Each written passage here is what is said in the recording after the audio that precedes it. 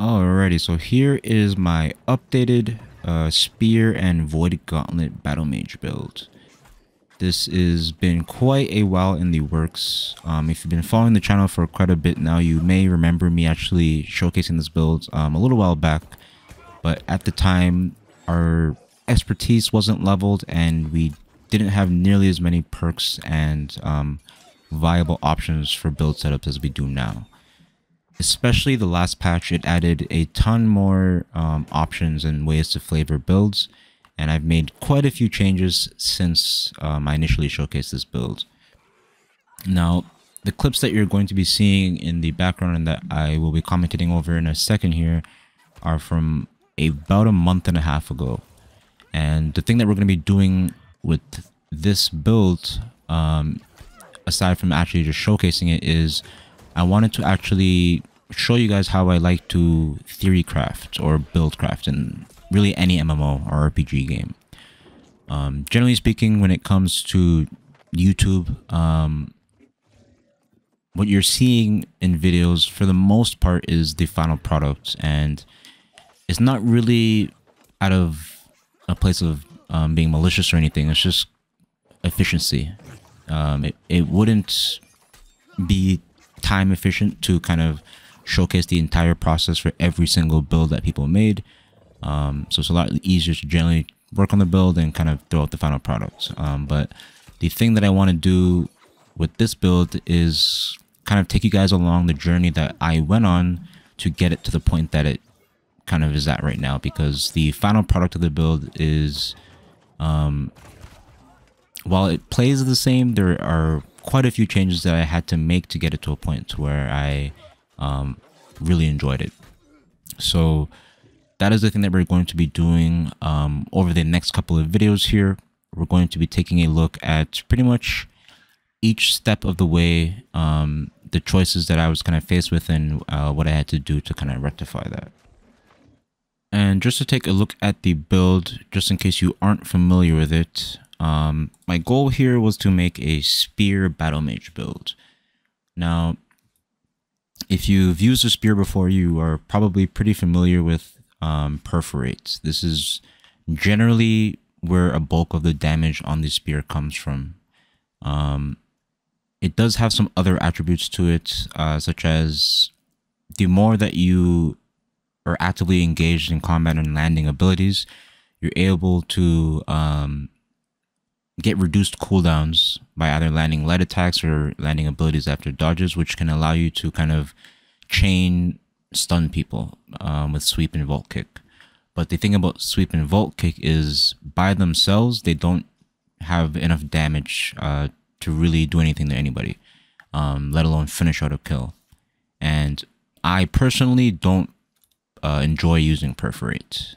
Any chained or channeled abilities like this are generally not my favorite to use, but the Spear is still a pretty fun weapon to me, so I wanted to try to find a way to make a build work outside of Perforate, and the way we're able to do that is through the Exploited Weakness perk here. You get a 10% damage buff for each debuff on your target. Now, when it comes to the Battle Mage part, that's kind of where the Void Gauntlet comes in. The Void Gauntlet is pretty good at applying debuffs. Scream applies a root and a disease. When you have somebody in your Oblivion and you attack them, you apply Weaken, and our Orb here applies Rend. So we have about 3 or 4 debuffs from just our Void Gauntlet, and Skewer as well applies a debuff. So that was generally the initial idea for the build, was to use Spear, and to get outside of being using Perforate, we pair it with the Void Gauntlet. Now, I also mentioned that this is a Paladin build. This weapon has a decent amount of self-healing, but I felt like I needed to pair it with something, and the thing that we actually ended up pairing it with is Shirking Heals. We're running 5-piece Shirking Heals on this build with an amulet or an earring, excuse me, that when we drink our mana potion, we gain health. And then we also have quite a bit of self-healing from our Void Gauntlet. So that's where the Paladin aspect comes in, and then our damage and everything is going to come from our spear. So in theory, on paper, this is a pretty powerful solo build. We have damage from the spear and a really generous amount of healing, both from our shirking heals, using a mana potion, and our Void Gauntlet heals. Now, I said on paper because usually when it comes to actually practically using the build in real combat, it rarely will ever play out how you plan it to when you put builds together. As you saw right there, I landed a full combo on somebody and they pretty much just walked away. So damage is something that was going to be a really big factor when it came to changes that I was going to have to make to the build. Now, when it comes to actually changing your build as you go along, there's a variety of things that it could be. It could be your actual gear and switching out a piece here or there. In my case, I ended up changing around the stats quite a bit, which is why I didn't show the stats.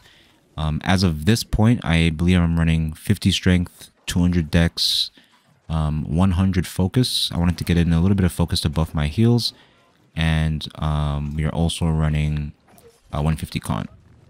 But the issue that we end up running into is, although we are getting a pretty decent damage buff by applying debuffs to our target before we go in for spear combos, people are a lot tankier than they were when I initially tested the build.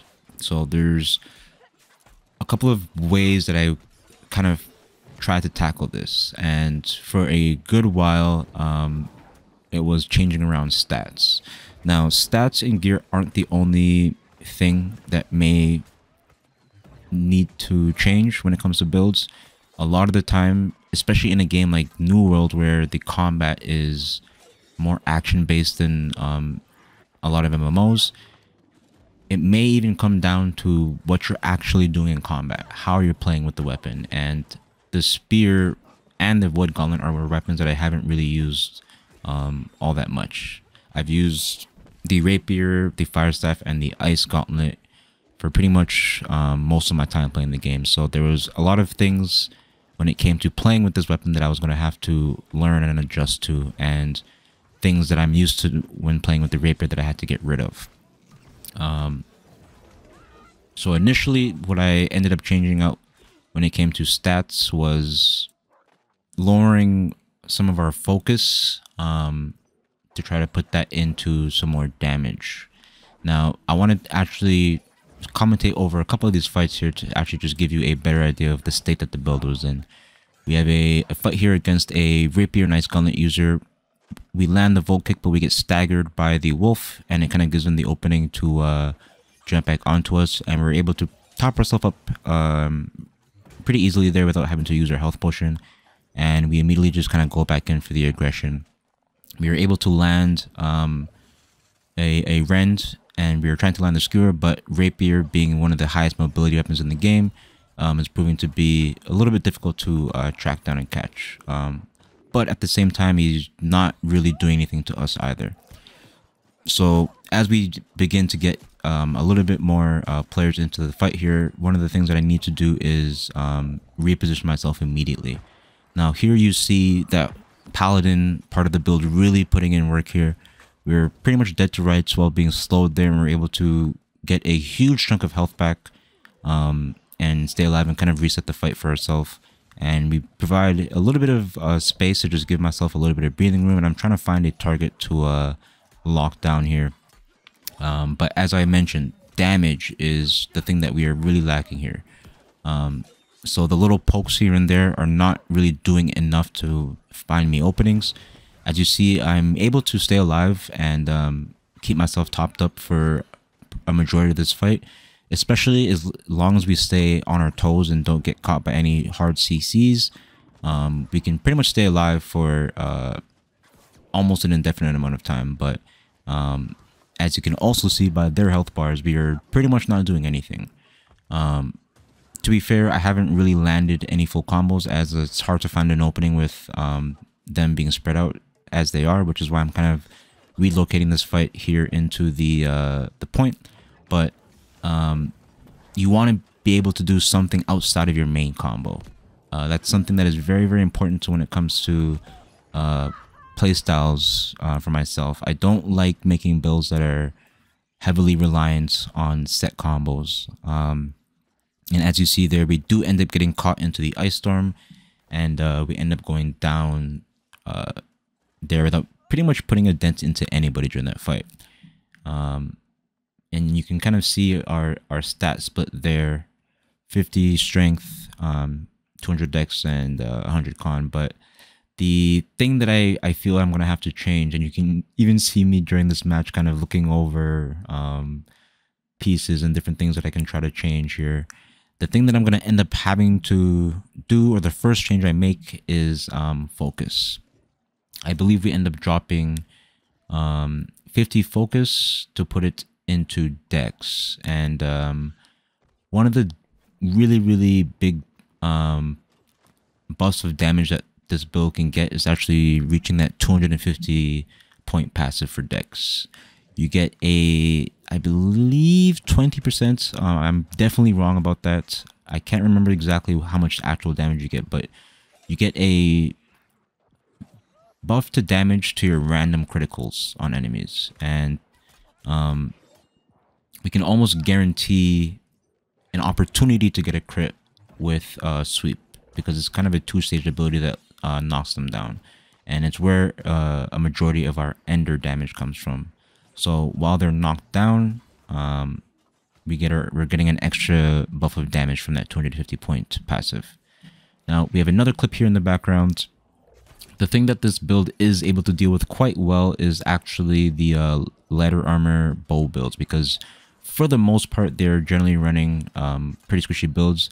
As you can see here on this player, I don't believe he's running really any resilience at all. And we're able to pretty much kill him with just our light attacks and our skewer. So that's kind of what I want the build to be able to do to really any opponent. I want my light attacks to be a threat and to kind of provide openings for my other abilities. You see we have another little 1v1 here into another bowman where we land the combo, but the thing about this actual combo is, although they are locked down in a place, we land the Volt Kick into the Voided Gauntlet Scream into the sweep. Although they're locked into a place, they aren't stunned. They are still able to move and act, you know, dodge roll and use abilities. So the timing of when you use all of those abilities actually matters quite a bit. As you saw, the first time I went for that combo, the player was actually able to get out. But we do end up catching him there with the second part of the combo and move down towards a couple of respawning players here. But yeah, that's going to be, I think, where the first portion of the video is going to be left off here today. The next video, we're going to be taking a look at the change that I do to kind of try and rectify this, the next step in the build crafting process. But yeah, as you can see, the point that the build is at currently, it is in a decent place, a pretty good starting point. The defensive, or the Paladin aspect of our build, is quite effective, and it's one of the things I actually forgot to mention as well. One, for just the theme of the build, but also it was something to try and deal with the increase in the amount of ranged builds that we saw. Prior to this patch, there wasn't nearly as many bows, so that's another thing that I kind of wanted to do to kind of negate or combat ranged players, was to put together a little bit more healing. So that's where, or the idea for that came into. But taking a look at the last fight here, we have a little 2v1 that I've been able to get myself into, and cycling those heals, you see they were able to stay quite healthy without pretty much falling below half. And as long as we don't allow ourselves to get bogged down and take too much damage while in storms like that, we're able to keep ourselves pretty topped up. The 100-point focus I found provides almost too much healing. As long as I am able to stay on my feet, you see cycling all 3 of our potions, our void orb, the roll from the void perks, our shirking heal roll. There's quite a few things there that we're able to cycle to keep ourselves alive. But at the same time, it's matchups like this which are things that I need to address for the build. Fighting ranged builds, it proves to be very, very hard to find an opening. And even if we do, we don't have enough damage to do anything with that opening. As you saw, we try to go in there after kiting around for quite a bit. The first time we go in for an opportunity there, we aren't able to do enough damage to really find anything. We get CC'd and we get taken out and teabagged. So yeah, let me know if you guys enjoy this style of video. As I mentioned, the next video is going to be the next step in the actual build crafting process and what I try to do to rectify the problems that you saw in this video. But as always, thank you guys so much for watching and have a great day.